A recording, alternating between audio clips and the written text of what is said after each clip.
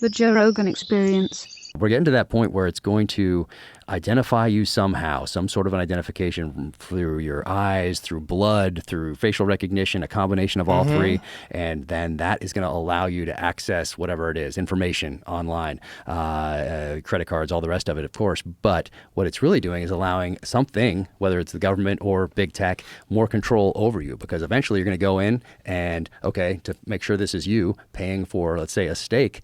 And now all of a sudden, oh, you've had your allotment of steak because of the environment, because of how many cows and whatever they're doing. You can't buy this steak. Or your allotment of power for your vehicle, you've used yours up for the mother. Gas in your car, all of those things. But it's going to know exactly, because you're going to have to do it to access information online. And we're getting closer and closer to that. Well, every England's single just day. submitted to it. They just submitted to digital ID. Oh, yeah. Yeah, these motherfuckers are pushing digital ID on these people. And once they do digital ID, they're going to attach it to a social credit score. Yep. They're going to attach it to a carbon footprint score.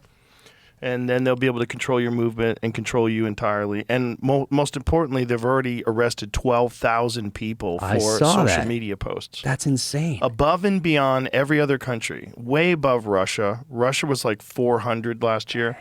The UK is 12,000. Any criticism of immigration, any criticism of grooming gangs and people being raped, any talk about how horrible this is, they come visit you. It's like someone's trying to destroy England. It's literally like they've got a concerted effort to destroy England, and they're getting away with it. Yeah. And what happens over there? It's really crazy. It's really crazy to watch, because the mass immigration's not an accident. If I was going to destroy a country, I would do it exactly the way they're doing it. I'd take away their freedom, take away their ability to protest, take away their guns, which they did in the 90s, and then you start tightening that noose. Tighter and tighter, add more restrictions, more this, more that. I mean, we're getting closer. And just the arresting people. When you arrest 12,000 people for social media posts, you don't just arrest people for social media posts. You change people's ability to post about things because of fear. So they self-censor. So you don't even you're hitting them with, like, this one guy who complained about. There's a famous video where this fucking idiot in a wig. He's one of them judges, and they wear the wigs, the white powdered wigs, and he's sentencing this guy for 20 months for social media posts that are normal, like normal complaints about mass immigration of illegals from other countries that aren't assimilating and that they believe are ruining their society, which there's a real argument for. And that's what online discourse is supposed to be about, like having conversations. Like, I'm voicing my concern for the way society is running right now because of what's happening, and no one's doing anything about it, and no one's protecting anybody. It's nuts, man. Any time in human history that would be called an invasion. Yeah. And now it's not just an invasion. It's like they're doing it. They're letting people do it. They're enabling these people doing it, and they're putting them on the dole too, which is even crazier. And, you're seeing that in America as well, where they just uncovered a bunch of people that were illegals that had been given Social Security numbers and were already voting. And this is nuts, man. It's like it's a concerted effort. And this was one of the main focuses that a lot of people had in the 2024 campaign. There was one side that wanted to stop that, and one side that wanted to pretend that it was a good thing.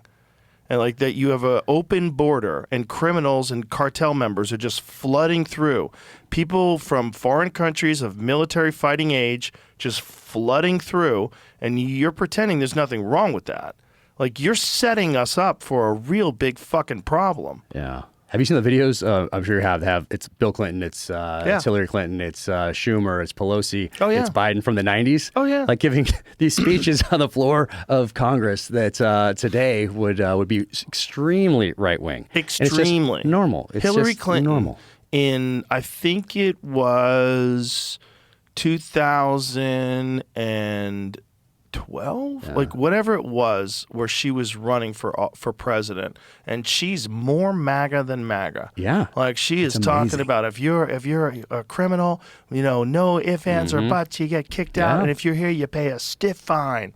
Yeah, because you cut the line. Like, it's wild. Yeah, like what happened to that? It's out there. But Yeah. then we're not, most people don't know about it, or they don't see it. You have to look for it, or something like Well, along those it lines. lets you realize that these people that are playing these roles of leaders, they don't have principled stances on things. They go with wherever their party's leaning and wherever the majority of people believe is the direction to go. And they might not even implement these things, but just to say it in order to get elected and get people to vote for them.